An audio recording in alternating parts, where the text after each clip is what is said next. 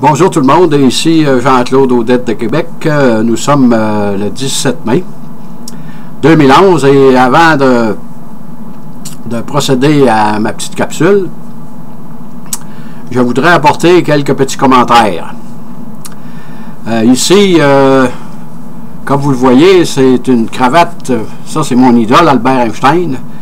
Je suis après préparé une petite capsule sur la relativité générale, mais comme c'est très compliqué, je ne suis pas prêt à faire cette capsule-là parce qu'il faut comprendre ça.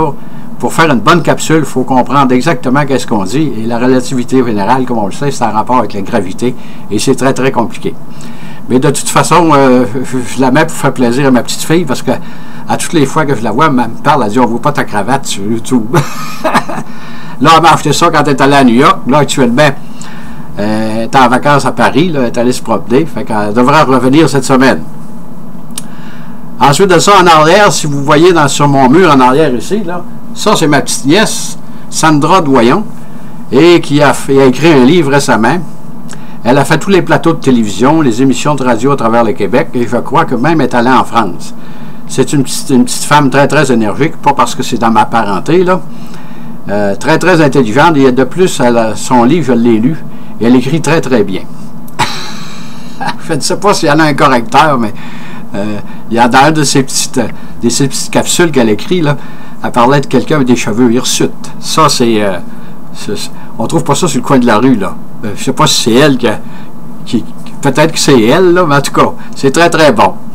C'est pour ça, quand là, on la voit ici, elle est posée au Salon du Livre de Québec, là. Et quand je suis allé pour acheter son livre, ça faisait la file en arrière de moi pour à dû en vendre pas mal. Sur ça, je vais sur mon mur, je vais afficher une autre photo. Comme vous voyez ici, ça c'est M. Réal Mazé.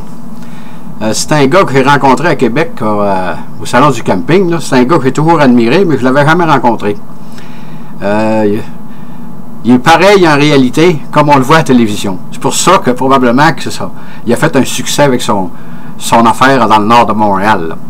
De toute façon, M. Massé, si vous voulez que j'enlève votre photo, si jamais quelqu'un dans votre entourage me voit, à ce moment-là, vous pouvez toujours m'aviser sur mon compte de YouTube là, de l'enlever. Je vais le faire avec regret, mais quand je me suis fait poser avec vous, je ne pensais pas de la mettre sur mon mur pour faire du YouTube. Une autre chose que je voudrais mentionner, en fin de semaine, j'ai eu, parce que mes capsules commencent à être vues un peu partout, j'ai eu un commentaire d'un type d'Halifax, c'est un Québécois qui demeure à Halifax, et il y avait certaines inquiétudes par rapport à l'économie canadienne. Et j'ai fait une capsule sur l'économie canadienne, et il m'a répondu dans mon email, parce que dans cette capsule, il disait que j'avais un internaute à Vancouver, là. Là, il dit, vous allez pouvoir couvrir l'ensemble du Canada, parce que moi, j'étais à Halifax. Là, vous êtes coast to coast. Bonjour, Steve, en passant, si tu me regardes. Ensuite de ça, j'ai eu un message d'un internaute de la France, qui me disait pourquoi est-ce que je ne parlerais pas du groupe Bundaberg, de la franc-maçonnerie, du complot mondial, des Illuminati. Je devrais dire à cet internaute que je ne peux pas parler de ça, parce que normalement, ça, c'est des sociétés fermées, c'est des sociétés comme nous autres à Québec, on avait les Chevaliers de Colomb, et quand j'étais jeune, il y avait l'ordre de Jacques Cartier. Ça, c'était pour défendre le fait français en Amérique, là, parce faire une capsule là-dessus, il faudrait vivre de l'intérieur, savoir qu'est-ce qui se passe.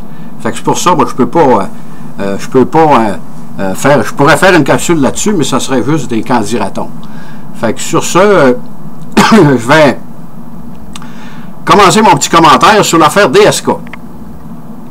Le président du FMI, qui malheureusement s'est fait attraper à New York, là. Là, il y a des très graves accusations qui pèsent sur lui, mais il faut toujours faire la présomption d'innocence. Un citoyen n'est pas coupable tant qu'il n'a pas été reconnu par un juge qu'il était coupable. Mais aux États-Unis, c'est pas pareil comme en Europe. Je ne dis pas que c'est pas mal en Europe, mais ils ne voient pas ces affaires-là de la même façon. Des agressions sexuelles aux États-Unis, des viols, des choses comme ça, c'est presque, ça se pardonne pas. Ils sont très, très sévères. Et comme vous le remarquez, la juge a refusé que M. Strachan soit libéré sous caution. Là, il devrait passer devant un jury vendredi, là. Mais les Américains, des fois, ils ont une mémoire longue là-dedans, là. Ils se souviennent de Roman Polanski qui s'était sauvé il y a une quarantaine d'années, là, parce qu'il était accusé de viol d'une mineure. Parce que c'est des crimes, quand on est reconnu coupable aux États-Unis des affaires comme ça, là, c'est dur. À ce aux États-Unis, c'est sûr qu'il y a il y a plusieurs politiciens aux États-Unis qui sont fait, comme on dit en canadien, là, sont fait prendre des culottes à terre.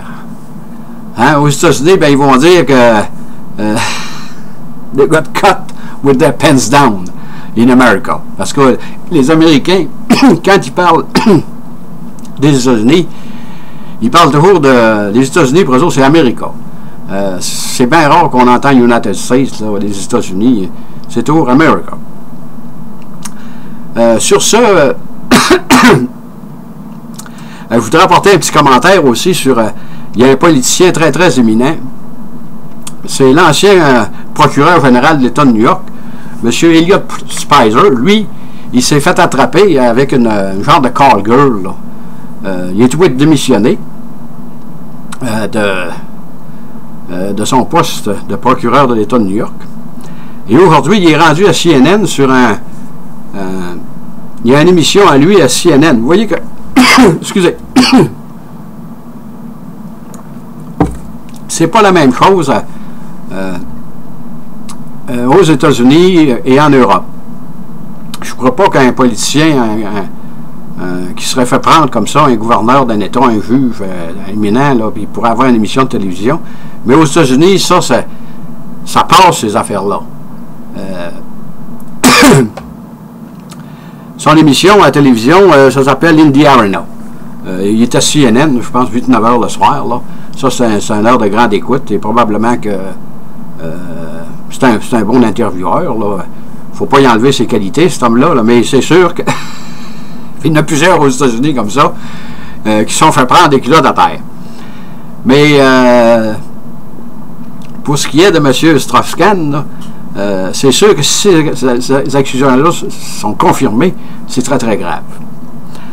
Sur ce, je vais continuer un peu à ce qui se passe aux États-Unis. Actuellement, il ne se passe pas grand-chose, parce que là, on parle du plafond de la dette, qu'il faudrait qu'il serait haussé. Là, ils ont jusqu'au 2 août, parce qu'ils coupent dans des affaires. Là, Geithner a dit qu'il couperait telle chose pour donner de la liquidité, pour être capable de faire fonctionner l'État américain. Mais ça, c'est sûr que le plafond de la dette, ils vont trouver de le relever. Là, ils n'ont pas le choix.